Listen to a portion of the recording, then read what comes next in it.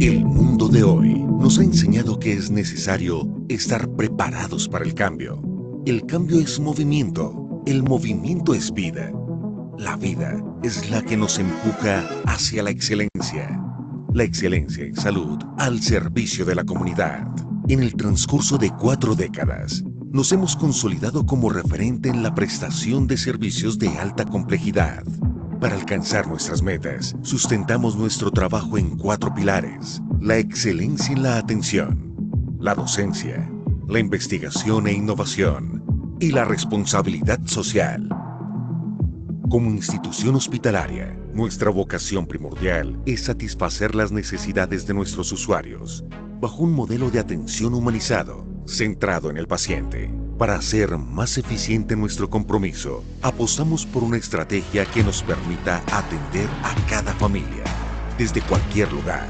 Por eso implementamos una ruta que nos conduce por el camino de la investigación y la innovación en el campo de la ciencia médica. No le tememos a los retos que nos plantea el día a día en nuestra labor.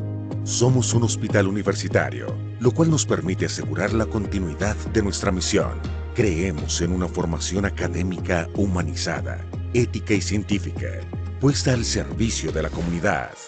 Estamos comprometidos con la responsabilidad social que tenemos con nuestro entorno inmediato. Por eso, desarrollamos diversos programas de atención para la población más vulnerable.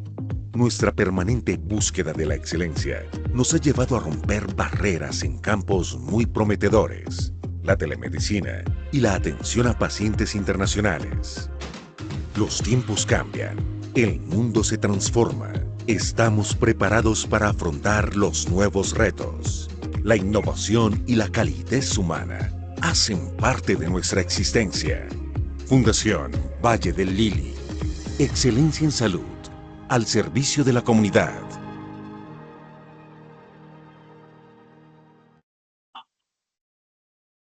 Buenas tardes a todos. Bienvenidos a este nuevo encuentro académico de radiología organizado por la Fundación Valle del Lili en asocio con la Universidad ICESI. Hoy nos acompaña la doctora Daniela Flores, residente de tercer año de la especialización en radiología e imágenes diagnósticas de ICESI en asocio con Fundación Valle del Lili, y pues vamos a hablar acerca de lesiones renales. Buenas tardes, Daniela. Arranquemos y ahorita al final hacemos la sesión de preguntas.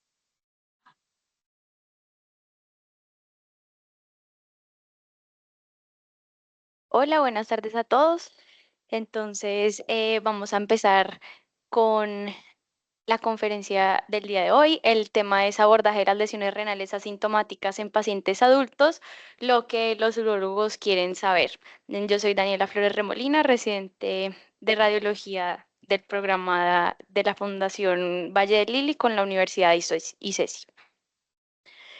El contenido de la charla incluye la introducción y epidemiología, abordaje de las lesiones quísticas, abordaje de las lesiones sólidas, el manejo que recibe el paciente por el servicio tratante y finalmente lo que el urólogo quiere saber y que debería estar presente en el reporte radiológico, y finalmente unas conclusiones. Entonces, a modo de introducción, el carcinoma de células renales representa aproximadamente el 90% de las neoplasias renales y se caracteriza porque tiene un espectro imagenológico heterogéneo, que esto quiere decir que es muy variable y dificulta su abordaje diagnóstico. ¿Qué pasa ahora con el incremento de estudios por imágenes? Que hay mucho más hallazgo incidental de lesiones renales y aproximadamente más del 50% de las lesiones que estamos encontrando son hallazgos incidentales. Y este aumento en la detección de las lesiones renales ha resultado en aumento en el número de cirugías y ablaciones, pues como manejo a este hallazgo.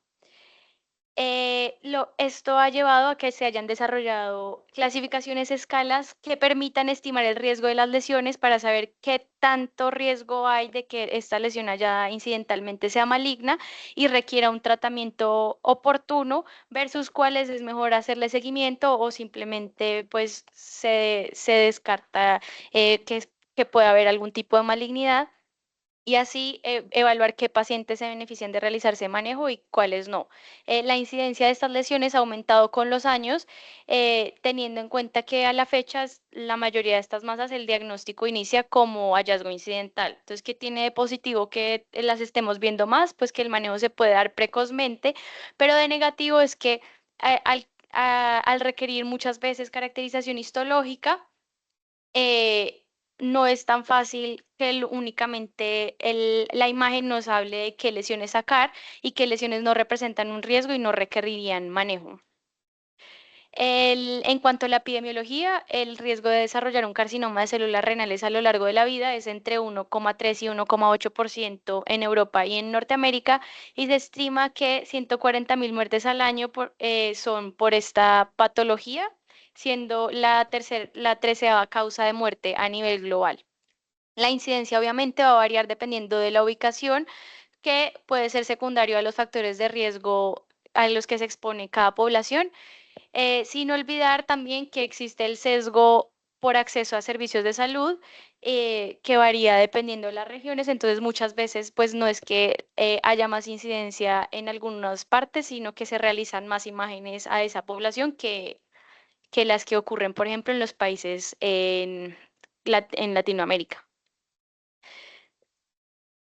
¿Qué tipos de pacientes entonces tenemos cuando nos encontramos con una lesión renal? Entonces están primero los pacientes sintomáticos, y los pacientes sintomáticos generalmente se van a presentar con hematuria, dolor en flanco o sensación de masa en el flanco, y esos son generalmente menos del 15% de los pacientes, porque normalmente cuando se presentan síntomas son enfermedades que ya están localmente avanzadas o que son metastásicos. Entonces, estos pacientes sintomáticos en general son, entre comillas, fáciles, porque pues lo que estamos buscando, la causa de esta sintomatología, y cuando pues las encontramos por imagen, pues se responde la pregunta: ¿qué está causando estos síntomas? Pues esta lesión renal, entonces la indicación de manejo es mucho más clara. El reto entonces son los pacientes asintomáticos, que durante la realización de una imagen que es con otra indicación se identifica una lesión renal, y es difícil para el clínico establecer cuál es el manejo ideal de este hallazgo, y eso pues se ha venido representando en que la incidencia de estas lesiones renales ha aumentado a través de los años. Es decir, estamos diagnosticando y tratando muchas más de estas lesiones asintomáticas incidentales, pero no se ha visto que haya una disminución significativa en la mortalidad con el paso del tiempo. Es decir, hasta el momento pues no ha sido significativo el cambio en la mortalidad por el hecho de que lo estamos diagnosticando más. Entonces es muy importante que seamos muy juiciosos al momento de usar estas herramientas que les voy a presentar el día de hoy, y que se han desarrollado con el fin de establecer qué paciente se beneficia de una intervención que le va a disminuir su función renal a largo plazo, porque tiene alto riesgo, y qué paciente pues se beneficia más de preservarle la función renal completa, o sea, de preservarle todas las nefronas y hacerle nomás un seguimiento a la lesión. Entonces vamos a empezar hablando sobre el abordaje de las lesiones quísticas, que es lo más importante pues para iniciar, es definir qué es una lesión quística. Entonces, las lesiones quísticas son aquellas que van a tener menos de 20% de la lesión que esté compuesta por tejido sólido, es decir, que tienen menos de 25% que realza. Y a estos pacientes, pues es importante conocer la definición, porque es posible aplicarles el Bosniak, que se publicó la última actualización en el 2019.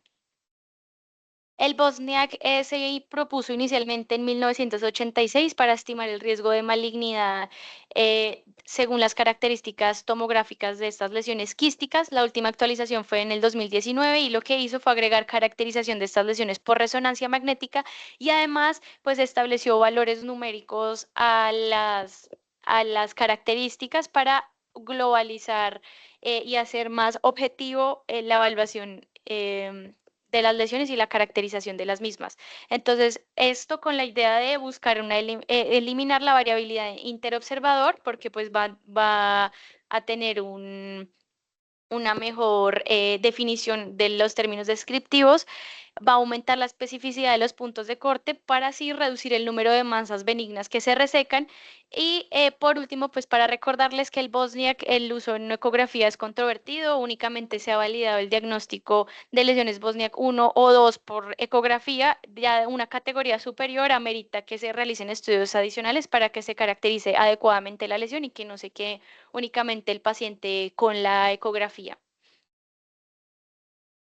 El Bosniak 1 se caracteriza por ser como la lesión quística que estamos viendo aquí en las imágenes. Como pueden ver, tenemos un T2 coronal y axial, en el que vemos esta lesión quística bien definida que tiene una pared delgada, o sea, delgada se refiere a que tenga menos de 2 milímetros, que tiene un contenido líquido que es homogéneo. Aquí en la tomografía, en este axial, podemos ver que es hipodensa, con márgenes bien definidos y delgados. En la tomografía debe tener una densidad de hasta 20 unidades Hounsfield en un estudio simple y 30 unidades Hounsfield en un estudio contrastado. En la resonancia debe tener una intensidad de señal similar al líquido cefalorraquídeo. Un Bosniak 1 no tiene septos, no tiene calcificaciones y la pared puede o no realzar mientras sea delgada. Los quistes Bosniak 2, entonces aquí les traigo una representación en una tomografía que tiene una reconstrucción coronal, en el que vemos que son lesiones hipodensas, bien definidas, que tienen pared delgada, o sea, es decir, que mide menos de 2 milímetros, pueden tener entre 1 o 3 septos y todos estos septos deben medir menos de 2 milímetros. Puede o no tener calcificaciones y seguir siendo un Bosniak 2. También en la tomografía pueden ser aquellos quistes que tienen una densidad mayor de 70 UH en estudios simples, pues porque nos habla de que puede tener contenido, de que tiene contenido hemorrágico. Y también Bosniak 2 serían aquellas hipodensidades en tomografía que son muy pequeñas para ser caracterizadas, esas se les puede dar un Bosniak 2. En Esta es otro ejemplo de un quiste Bosniak 2 en tomografía, en el que vemos que desde la imagen simple es hiperdensa, o sea, que puede tener contenido hemorrágico. Y por resonancia, entonces, igualmente son lesiones quísticas que son bien definidas, con pared delgada, es decir, que mide menos de 2 milímetros. Puede tener entre 1 y 3 septos delgados, es decir, que midan menos de 2 milímetros. Y puede también tener calcificaciones. Y las Bosniak 1, 2, perdón, que por resonancia son aquellas que también son marcadamente hiperintensas en las secuencias con información T1, por lo mismo, por el contenido hemorrágico. Entonces acá estamos viendo esta lesión quística en el polo inferior de este riñón, que en el corte coronal vemos que tenía unos septos delgados que no realzaban tras la administración de medio de contraste. Ya para darle una categoría 2F, o sea, que requiere seguimiento esta lesión, son aquellas que tengan una pared bien definida, pero que esté mínimamente engrosada, o sea, que mida más de 2 milímetros y hasta 3 milímetros, que tenga engrosamiento de alguno de los septos, o sea, que alguno de los septos mida 3 milímetros, que tenga más de 4 septos delgados menores a 2 milímetros, y en resonancia magnética aquellas masas que tengan una hiperintensidad heterogénea en las secuencias T1 con saturación grasa también amerita hacerle seguimiento y serían un Bosniak 2F. Las lesiones Bosniak 3 se van a caracterizar porque tienen uno o más septos gruesos, es decir, que miden más de 4 milímetros, o que tienen septos o paredes irregulares con estos nódulos murales dependientes de los septos que midan menos de 3 milímetros o que tengan márgenes obtusos. Entonces, en esta representación gráfica que estamos viendo en la parte superior izquierda de la pantalla, el Bosniak 3 estaría representado por la parte del círculo más hacia la izquierda, en el que vemos que esos nódulos murales tienen márgenes obtusos con respecto a la pared y que no miden más de 3 milímetros en su eje mayor. Esto lo podemos ver aquí representado en esta tomografía en el que estamos viendo en cortes axiales y la reconstrucción eh, coronal de este riñón. Esta lesión quística que tiene esta protrusión como septos mayores a 4 milímetros hacia el margen lateral de la lesión, que son septos gruesos que miden más de 4 milímetros, por lo que se le dio una categoría Bosniak 3. Esta sería los hallazgos por resonancias, que son pues los mismos que tiene la tomografía, que sean uno o más septos gruesos mayores a 4 milímetros o que tengan septos o paredes irregulares con márgenes obtusos con eje mayor menores a 3 milímetros. Entonces este es el mismo quiste que estábamos viendo en la tomografía, en el que tiene ese componente periférico septado, que son septos gruesos. Aquí tras la administración del medio de contraste vemos que sí tienen unos pequeños nódulos de márgenes obtusos y que medían menos de 3 milímetros, por lo que se le dio una categoría Bosniak 3. Y las lesiones quísticas Bosniak 4, entonces se caracterizan porque tienen uno o más nódulos realzantes, que tienen un eje mayor a 4 milímetros, si tienen márgenes obtusos, y todos aquellos que tengan esas protrusiones nodulares con márgenes agudos. Entonces, en este estamos viendo esta tomografía en axial, coronal y sagital, en el que vemos esa lesión quística en el polo superior del riñón izquierdo, en la que vemos que hay esos septos gruesos que además tienen esos nódulos realzantes que, por ejemplo, este que vemos aquí en el tercio medio de este septo tiene márgenes agudos, lo que lo hace más sospechoso y lo vuelve categoría 4. Este es un quiste Bosnia 4 por resonancia magnética.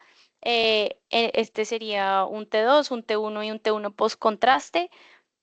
En el T2 vemos que mucho mejor esos septos dentro de la lesión quística, que tienen esos nódulos murales que miden algunos más de 4 milímetros, por lo que se le dio la categoría Bosniak 4, que es importante pues también con el Bosniak, y importante recordarles que únicamente se usa el término quiste cuando es una lesión Bosniak 1 o 2. El resto de categorías, o sea, la 3, la 2F, la 3 y la 4, nos referimos a una lesión quística y no a un quiste.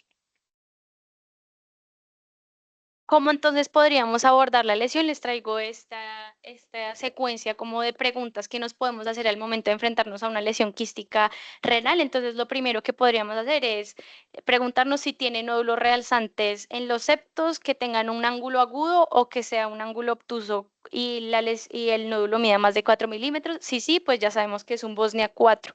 Si no, entonces evaluamos si tiene nódulos y tienen un ángulo obtuso menor a 4 milímetros o que tienen septos engrosados e irregulares. Y la respuesta es que sí, pues es un Bosniak 3. Si no, entonces ya miramos si los septos están mínimamente engrosados o si vemos más de 3 septos o si son heterogéneamente hiperintensos en T1. Si sí, se amerita que sea un Bosniak 2 con seguimiento, y si no, entonces hay que evaluar si el quiste tiene pared delgada, si tiene contenido líquido homogéneo, que no tenga septos ni calcificaciones. Si sí, es un Bosniak 1, y si no, pues ya sabemos que es un Bosniak 2 porque pues no cumpliría con las características de Bosniak 1.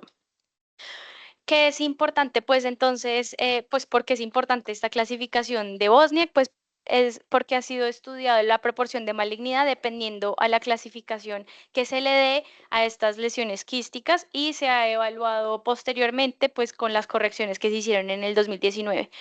Entonces, ¿por qué se hizo esa actualización en el 2019? Porque se buscaba aumentar la especificidad de estos criterios, es decir, que era que aumentara la capacidad de la clasificación para captar a los pacientes enfermos y pues se evalúa la proporción de malignidad para evitar la resección innecesaria de lesiones benignas.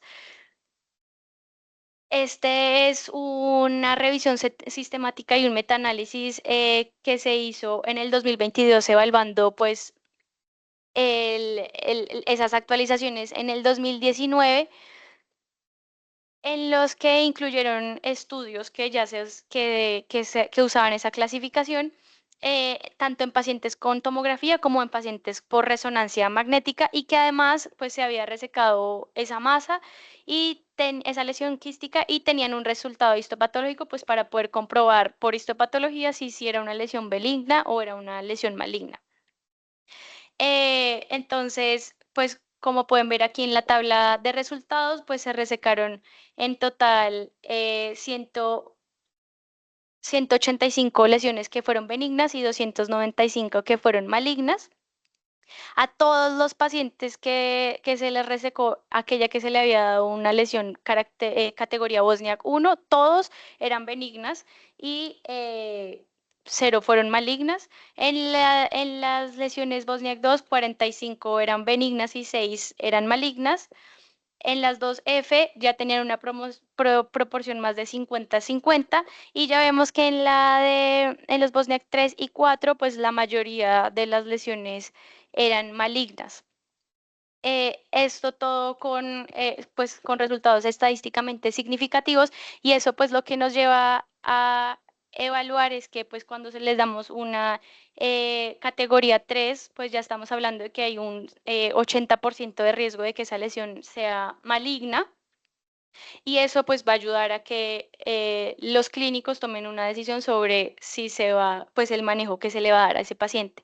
Y en cuanto a las categoría 4, pues ya hablamos de que el 84% de esas lesiones van a ser malignas.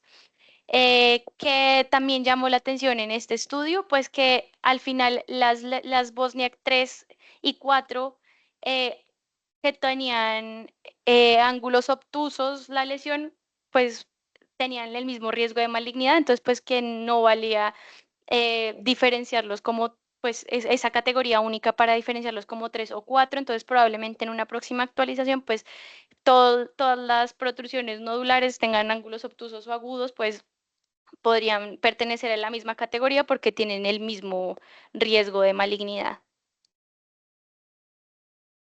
¿Qué dice entonces el white paper sobre estos hallazgos incidentales? Pues cuando nos encontramos con unos quistes, pues con unas lesiones quísticas, entonces si son Bosniak 1 o 2, pues no requiere seguimiento adicional. Cuando ya les damos una categoría Bosniak 2F, lo ideal es hacerle un control entre 6 a 12 meses y un seguimiento anual posteriormente por 5 años. Y lo que se busca no es evaluar cambios en el tamaño, sino cambios en su morfología para pues cambiarlos de categoría.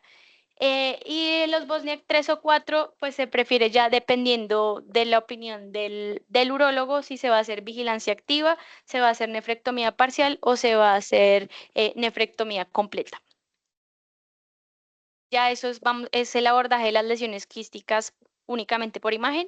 Ya luego vamos a hablar del manejo que le puede dar el urólogo, posteriormente a hablar del abordaje de las lesiones sólidas. Entonces, ¿qué es una lesión sólida? Una lesión sólida son aquellas que tienen más del 25% de la lesión que sea con pues, tejido sólido. Y pues eso lo vemos con el contenido realzante de la lesión, y aquellas que no tengan evidencia de grasa microscópica. Para este tipo de lesiones se desarrolló una escala que se llama el Clear Cell Likelihood Score o CCLS, y se desarrolló para evaluar la probabilidad de que estas masas sólidas que estamos viendo por imagen sean carcinomas de células claras. El beneficio radica pues en que podemos identificar a los pacientes que requieren procedimientos invasivos tempranamente y aquellos que pueden continuar con vigilancia activa. Eh, de entrada sabemos que el 80% de las masas sólidas pueden ser malignas y que el carcinoma de células claras es el subtipo más común, entonces por eso pues se basaron en este subtipo para el desarrollo de esta escala. El carcinoma de células claras representa aproximadamente el 75% de esas 80% de masas que son malignas. ¿Qué busca entonces el Clear Cell Likelihood Score?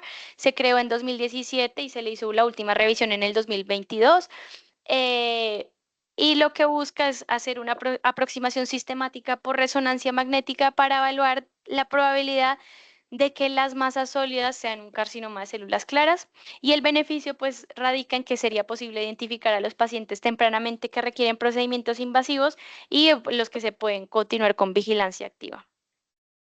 en este tiene un puntaje de 1 a 5 y sabemos que un puntaje de 4 o más tiene una sensibilidad entre el 75 y el 85% y una especificidad entre el 78 y 82% con muy buena correlación interobservador. Tiene un kappa de 0,58 a 0,82. Y un puntaje del 2% menos tiene un valor predictivo negativo del 88% para descartar carcinoma de células claras. ¿En qué consiste entonces esta escala del CCLS? Entonces nos encontramos ante una masa renal indeterminada, que ya sabemos que es una masa sólida porque tiene más del 25% realzante. Lo primero que vamos a evaluar es evaluarla en el T2, mirar la intensidad de señal con respecto a la corteza y evaluar si es hiperintensa, isointensa o hipointensa. Ya después de evaluar la intensidad de señal en T2, pasamos a evaluar cómo realza en la fase corticomedular respecto a la corteza renal. Luego evaluar si tiene o no grasa microscópica, ver si tiene otros signos como inversión segmentaria del realce o una tasa de real arterial tardío, evaluar si tiene restricción a la difusión o no, si es una lesión homogénea o no, y eso al final, al seguir el algoritmo, nos va a arrojar un puntaje que, como les digo, va de 1 a 5, dependiendo entre más, pues, entre más alto el puntaje, más alto es el riesgo de que sea un carcinoma de células claras y no solamente pues nos arroja la probabilidad de que sea un carcinoma de células claras, sino nos, como pueden ver en la parte de abajo del algoritmo, nos propone otros diagnósticos diferenciales a considerar para esta lesión. Entonces vamos a hablar un poquito pues de cada una de las categorías, cómo se evalúa. Entonces, del realce en la fase corticomedular, lo que se hace es comparar la porción de la lesión que tenga mayor realce versus la corteza renal en el T1 simple y la fase corticomedular. Lo ideal es hacer un ROI que al menos mida 100 milímetros cúbicos y que esté localizado en la región tumoral que pues tenga mayor realce, como ya les dije.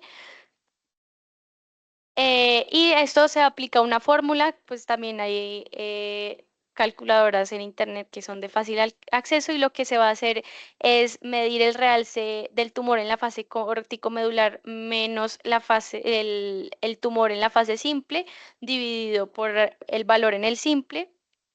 Y todo eso se va a dividir por el realce de la fase corticomedular de la corteza restado por el valor, la intensidad de señal en el simple dividido por el simple. Y si eso nos da un valor mayor a 75%, se considera que es un realce en fase corticomedular intenso.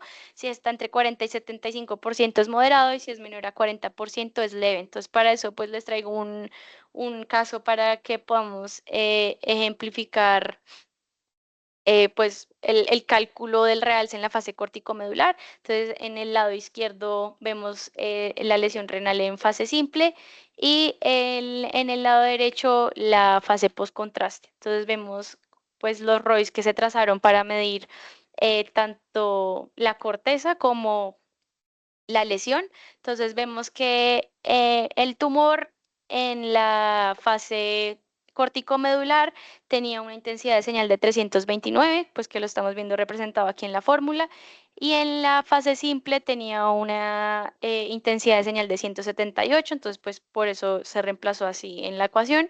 Y la corteza en la posterior a la administración de medio de contraste en la fase corticomedular tenía una intensidad de señal de 454 y en la simple tenía una intensidad de señal de 205, entonces por eso pues se reemplazaron así los valores en la fórmula y eso nos dio un valor de 0,7, es decir que tenía un realce moderado porque como ya les había dicho previamente, pues mayor a 75% es intenso, entre 40 y 75% pues sería un realce moderado.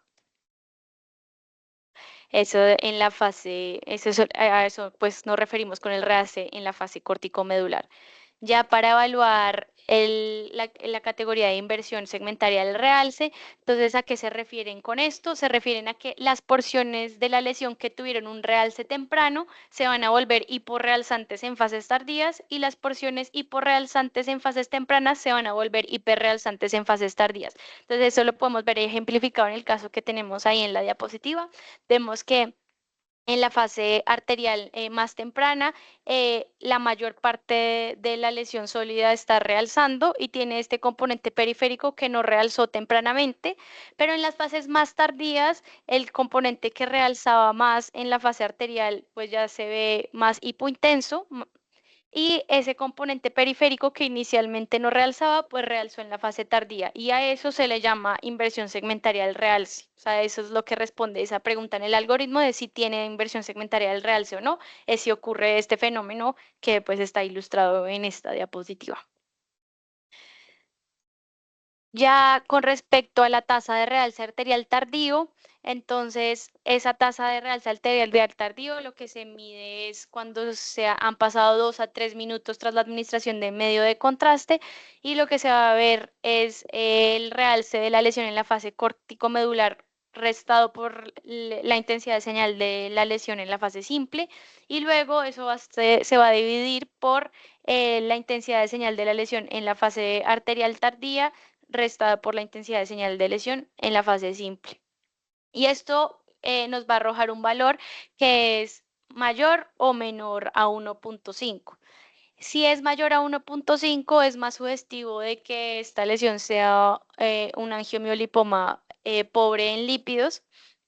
Entonces, pues por eso se realiza esta pregunta en el algoritmo del CCLS.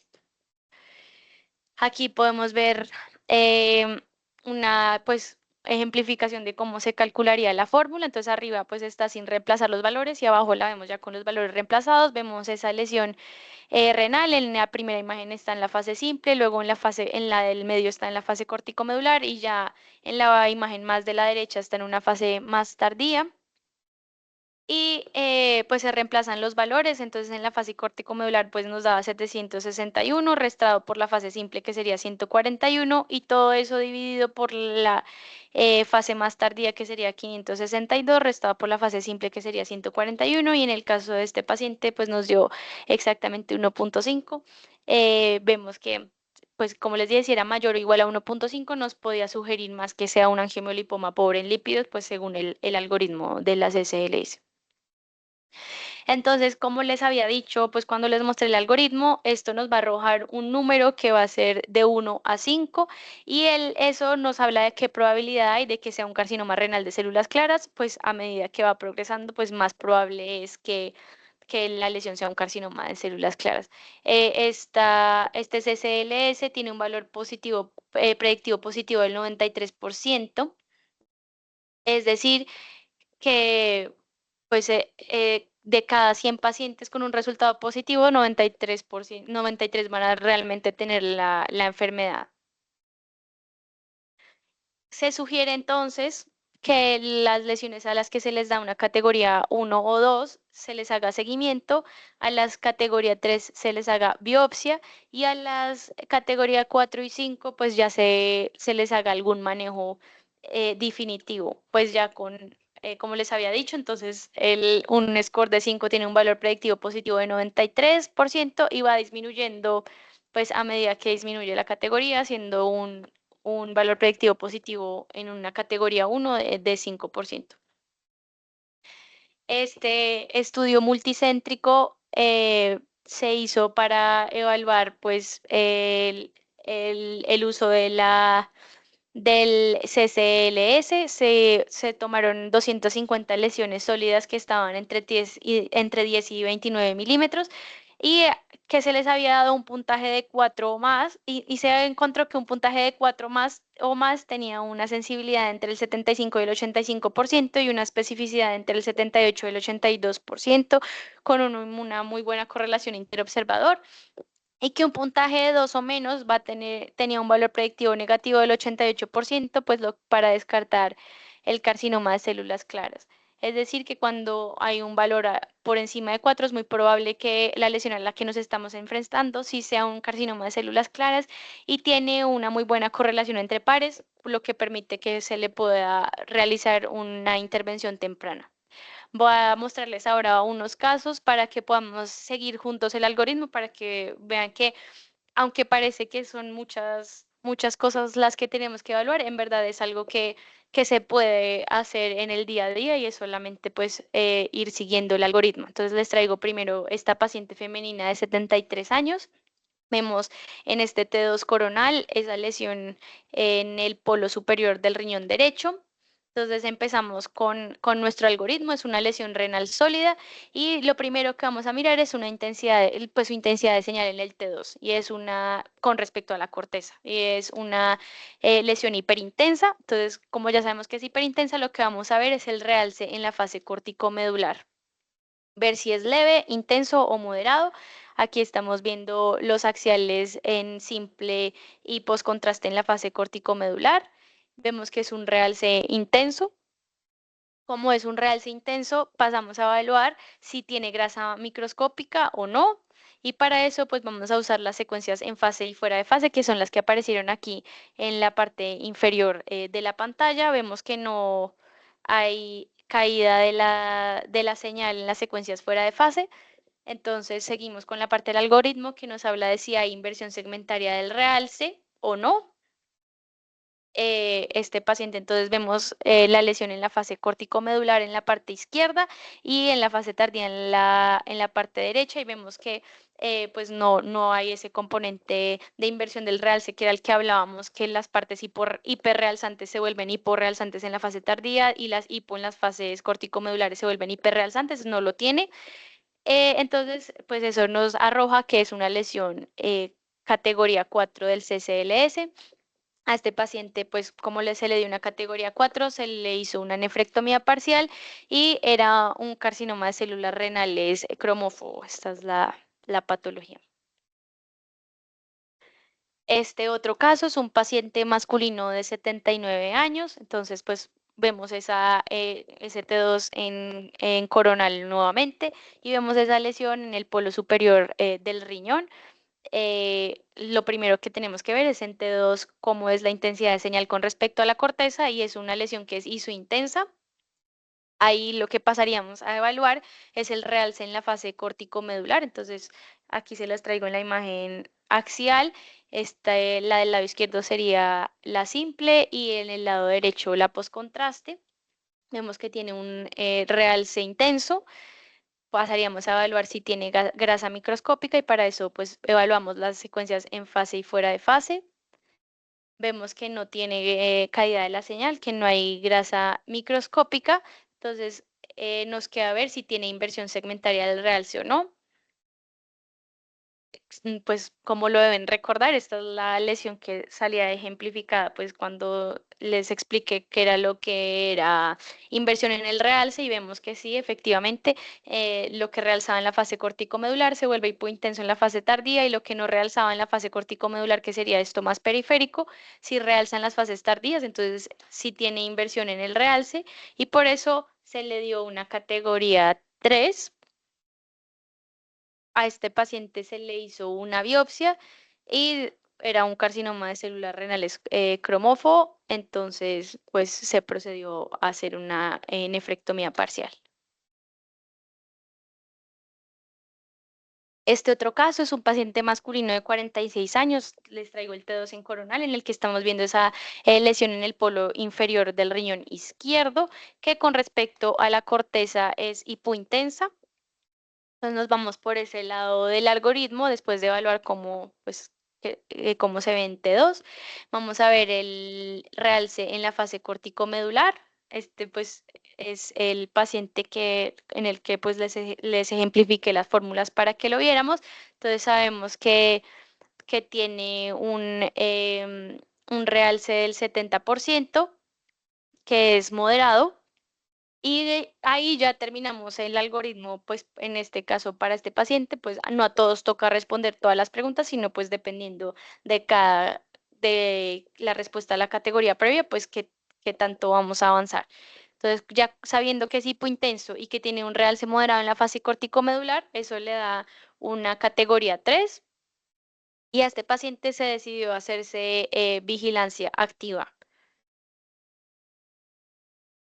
Este es otro caso, es una paciente femenina de 75 años, estamos viendo el T2 coronal y esa es una lesión en el polo superior de este riñón que en el T2 es hiperintensa respecto a la corteza. Prosegue. Entonces lo que tenemos que ver ahora es cómo es el realce en la fase corticomedular. Vemos que es un realce intenso.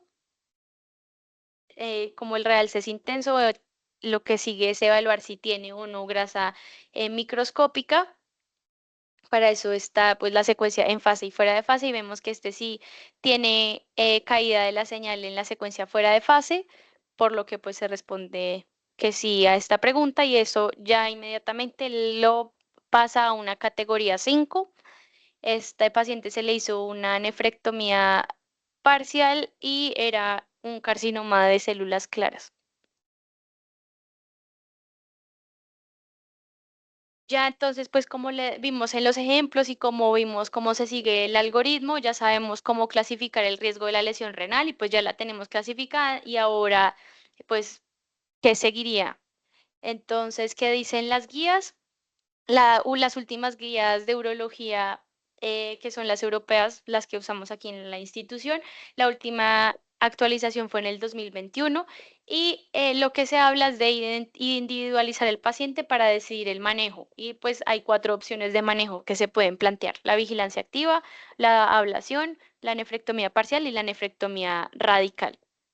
¿A qué pacientes se les va a hacer vigilancia activa? Pues va a depender de dos cosas, de las características individuales del paciente y de las características del tumor. Entonces, en cuanto a las características del paciente, se prefiere hacer vigilancia activa a los pacientes que son adultos mayores, que tengan expectativa de vida menor a 5 años, que tengan muchas comorbilidades que que favorezcan que haya un riesgo preoperatorio alto, que sean pacientes frágiles o que tengan función renal limítrofe. Y en cuanto a las características del tumor, aquellos que midan menos de 3 centímetros o que hayan tenido un crecimiento menor a 5 milímetros al año, que no tengan un comportamiento infiltrativo, que no se vean complejas, que tengan una histología favorable, o sea, es decir, que se les haya hecho biopsia y no sean malignas, o aquellas que sean predominantemente quísticas.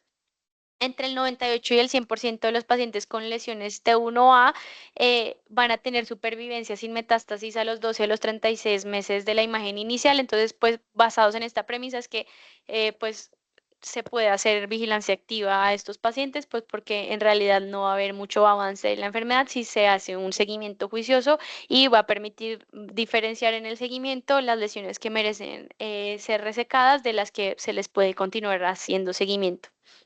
¿Qué pacientes que se les está haciendo vigilancia activa se va a pasar a hacer un manejo más agresivo? Pues aquellas en que el aumento del tamaño de la masa sea, o sea, que aumente el tamaño y ahora sea más de 3 centímetros la lesión, que haya una progresión en el TNM, que lo vamos a ver más adelante, que tengan un crecimiento mayor a 5 milímetros al año, que empiece a tener síntomas el paciente o que tenga un hallazgo histológico de una lesión neoplásica que requiera pues resección.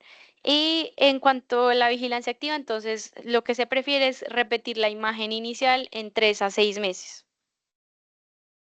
La siguiente opción sería hacer una ablación, que es un proceso que normalmente pues realizan los radiólogos intervencionistas y es una posibilidad de manejo para los pacientes que tienen un diagnóstico de una neoplasia renal que tenga una categoría T1A y mida menos de 3 centímetros. Esa ablación se puede hacer por radiofrecuencia o por crioablación y ha demostrado resultados similares a la nefrectomía parcial. Eso sí, se sugiere realizar la realización de la biopsia previo a realizar el procedimiento de la ablación.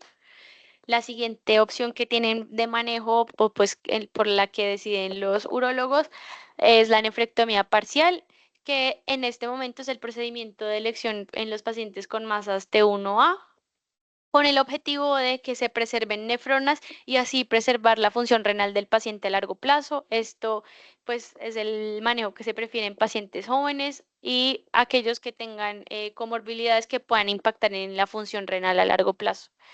Y finalmente, como última opción de manejo está la nefrectomía radical Y esas se prefieren los pacientes que cumplan estos criterios, que sean unas masas complejas que a la valoración imagenológica sugieran dificultad para una resección parcial, que no tengan antecedente de enfermedad renal o proteinuria, es decir, pues que cuando al quedar monorrenos, pues no se acelere esa pérdida de la función renal, que tengan un riñón contralateral sano y que tengan una tasa de filtración glomerular por lo menos mayor a 45.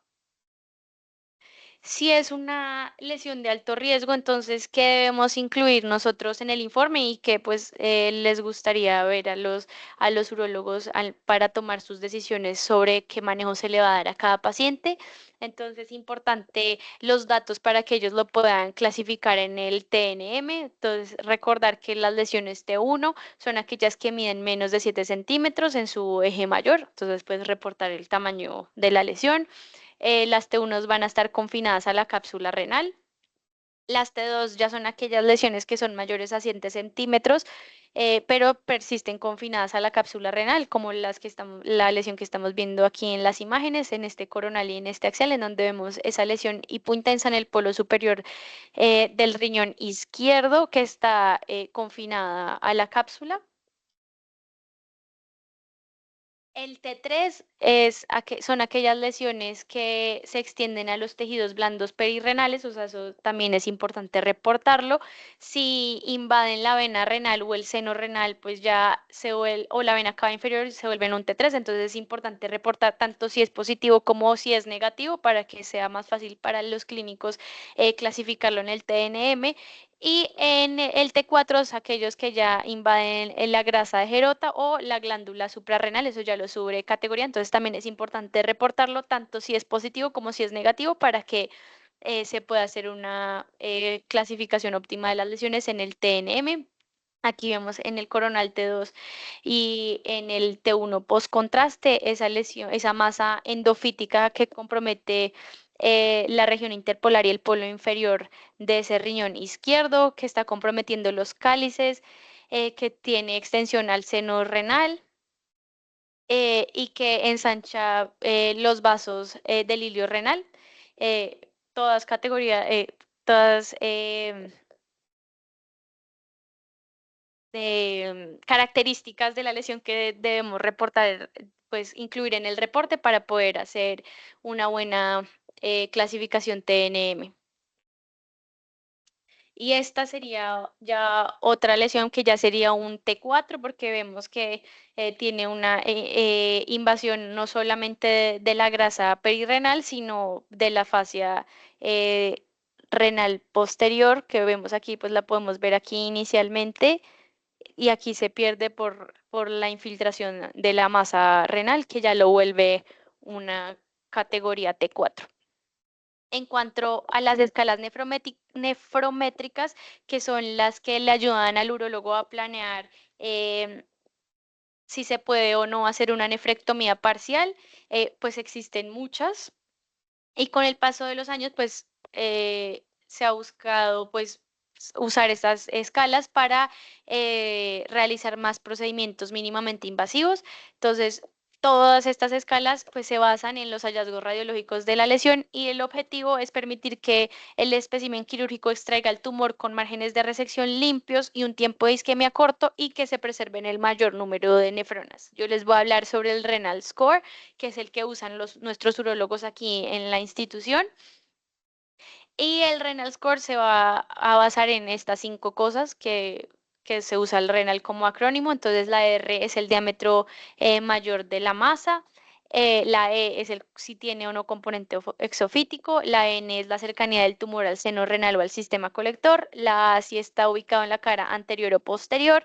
Y la L es la localización respecto a las líneas interpolares. Entonces vamos a hablar de cada una de estas. Entonces, en cuanto al diámetro máximo de la lesión, pues se mide el eje mayor y si es menor a 4 centímetros se le da un punto, si está entre 4 y 7 centímetros se le da 2 puntos y si es mayor a 7 centímetros se le da 3 puntos. En cuanto al componente, bueno, ahí está ejemplificado pues cómo se mediría el eje mayor de la masa. En cuanto al componente exofítico, lo que se va a mirar es si el componente exofítico es mayor al 50%, si es menor al 50% o si es 0% y está completamente confinada pues al riñón. Si es mayor al 50% se le da un punto, si es menor al 50% se le da 2 puntos y si pues está completamente confinada al riñón se le dan 3 puntos. ¿Y eso cómo se calcula? Entonces, pues porque puede variar mucho interobservador. Entonces, lo que se describe en la literatura es trazar los márgenes de la lesión y tratar de trazar una línea que siga el margen renal para así medir el componente, pues el eje mayor de la lesión y determinar, pues, cuál porción predomina, si la que está por fuera de la línea que se trazó como el parénquima renal o si predomina más la que está más hacia pues hacia el parénquima per se. Esta es la categoría del renal score que tiene más variabilidad interobservador porque pues como esta imagen que está ejemplificada, pues para algunos pues podría ser mayor el componente exofítico, para otros el endofítico, pues porque no es o sea, no hay un valor exacto o una forma exacta en la que lo podamos medir, entonces pues va a depender del observador y es el que más variabilidad interobservador tiene. El N entonces es evaluar la cercanía del tumor al seno renal o al sistema colector. Entonces se mide la distancia entre el margen de la lesión y pues el seno renal o el sistema colector. Si es mayor a 7 milímetros se le da un punto, si está entre 4 y 7 milímetros se le da 2 puntos y si mide menos de 4 milímetros se le da 3 puntos. Eh, entonces aquí en este caso pues tenemos esa imagen quística en el polo inferior del riñón derecho. Entonces sería medir desde el margen de la lesión hasta el sistema colector. Ya la cara anterior o posterior no nos da un puntaje, sino es solamente se le pone una letra posterior al número que se va a sumar al final. Entonces se le pone una A si lo vemos en la cara anterior del riñón, eso en axial, o se le pone una P si se le ve en la cara posterior del riñón. Y ya por último, lo que se mira es la localización respecto a las líneas polares. Entonces, para esta localización respecto a las líneas polares, lo que se hace es hacer una reconstrucción del riñón en eje coronal y se trazan dos líneas que van paralelas entre sí, una en el margen superior de esta grasa por la que sale pues el hilio renal, pues esa grasa en el hilio renal. Entonces, una se traza en el margen superior de la grasa y en la otra en el margen inferior de la grasa y pues son líneas paralelas entre sí. Entonces, se le va a dar un valor dependiendo si la lesión está en la localización que se llama A, B o C. Y se les va a dar a las A un punto, a la B 2 puntos y a la C 3 puntos. Entonces, una lesión A es aquella que pues está lejos a las líneas polares, o sea, que ni siquiera las contacta. Una lesión B va a ser aquella que contacta una de las líneas polares, pero más del 50% de la lesión está por fuera de esa línea polar. Y las lesiones C son aquellas que más del 50% de la lesión sobrepasan esas líneas interpolares. Ya al sumar los puntos que le dio cada una de las categorías, si la suma da entre 4 a 6 puntos, se considera que es un paciente clasificado como baja complejidad, o sea, van a tener menor riesgo de desangrado y de fístula urinaria al momento de realizar el procedimiento quirúrgico. Entre los 7 y los 9 puntos tienen una complejidad moderada. Y entre 10 y 12 puntos, pues ya va a haber una alta complejidad quirúrgica. Esos que tienen alta complejidad tienen 5 veces más riesgo de desarrollar una complicación postquirúrgica. Entonces, pues el reportar este renal score también pues ayuda a que el urólogo tome la decisión de si se va a hacer una nefrectomía parcial o una nefrectomía completa. Esta es una evaluación de ese renal score, como su reproducibilidad y la variabilidad interobservador. Entonces, como vemos, hay una alta relación interobservador en la mayoría de las categorías. En la que menor relación hay es en si la lesión es exofítica o endofítica. Y en los casos en los que hubo desacuerdo en cuanto a la puntuación total, no, en este estudio no se hubieron implicaciones importantes en la planeación quirúrgica. Entonces, eh, digamos que es algo que puede ayudar mucho a la toma de decisiones de los urólogos. Esta es una diapositiva en la que les hago como un resumen de cómo tenemos que abordar las lesiones. Entonces, si vemos una lesión renal, lo primero que nos tenemos que preguntar es si es una lesión sólida o es una lesión quística, y para eso vamos a ver el componente sólido de la lesión. Si es menor al 25%, le vamos a aplicar el Bosniak y nos podemos hacer las preguntas que ya habíamos hablado previamente para darles la categoría. Y si es mayor a 25%, le podemos aplicar el CCLS, que es seguir el algoritmo. También hay en internet muchas calculadoras disponibles que le ayudan a uno a seguir el algoritmo con mayor facilidad para pues no tener que tenerlo ahí siempre a la mano y pues favorecer que se use más este tipo de escalas. Luego, pues tenemos que dar las características que le ayudan al clínico a clasificar el T de la lesión. Entonces, tener en cuenta reportar el diámetro mayor, si está confinado o no a la cápsula renal, si tiene compromiso de la vena renal, el seno renal o la vena cava inferior, si lo tiene o no, o si invade la fascia renal o la glándula suprarrenal, que ya lo subiría a un T4. Y por último, las diferentes componentes del renal score para darle un puntaje de riesgo quirúrgico para la toma de decisión del manejo por parte de los urólogos. Como conclusiones, pues como sabemos, más del 50% de las lesiones renales son hallazgos incidentales y eso va a representar un reto para definir el manejo, y actualmente pues tenemos herramientas que nos permiten a nosotros pues brindar más información para que los clínicos tomen decisiones basadas en la estratificación del riesgo, y así considerar tanto los factores clínicos como imagenológicos del paciente y tomar una decisión eh, clara sobre el manejo que beneficie más al paciente, si se beneficia más retirar la lesión o preservar la lesión renal y hacerle seguimiento. Entonces es fundamental que haya una aproximación multidisciplinaria entre radiólogos y urólogos y usar estas herramientas de estratificación para así definir el manejo y mejorar el desenlace de de nuestros pacientes. Muchas gracias, y estas son las referencias que utilicé.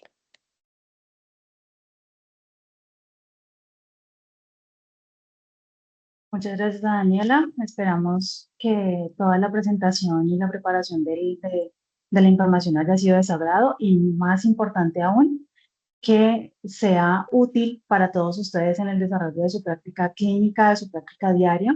Sabemos que hay tanto residentes como radiólogos ya graduados pues la verdad que el objetivo de esta charla era exponerles y actualizar en todo el desarrollo de todas esas lesiones incidentales, porque lo que decía Daniel es muy importante.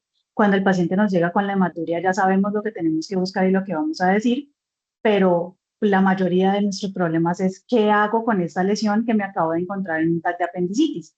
Entonces, por eso, ese fue como todo el enfoque y toda la discusión que teníamos con Dani cuando se planteó el tema originalmente, y esperamos que toda esta información sea útil para todos ustedes en su práctica diaria, y cualquier inquietud que tengan pueden comunicarse con nosotros. En este momento no tenemos preguntas en el chat.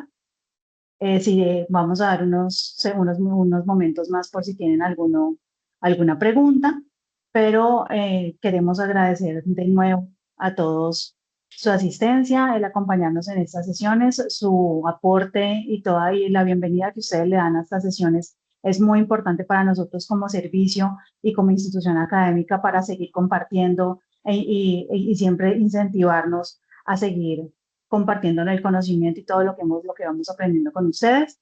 Y pues muchísimas gracias a todos y especialmente a Daniela por la preparación del tema. Hasta el momento no hay preguntas en el chat, entonces vamos a dar por finalizada la sesión en este momento. Y muchísimas gracias a todos de nuevo por asistir y gracias, Dani, por esta hermosa presentación.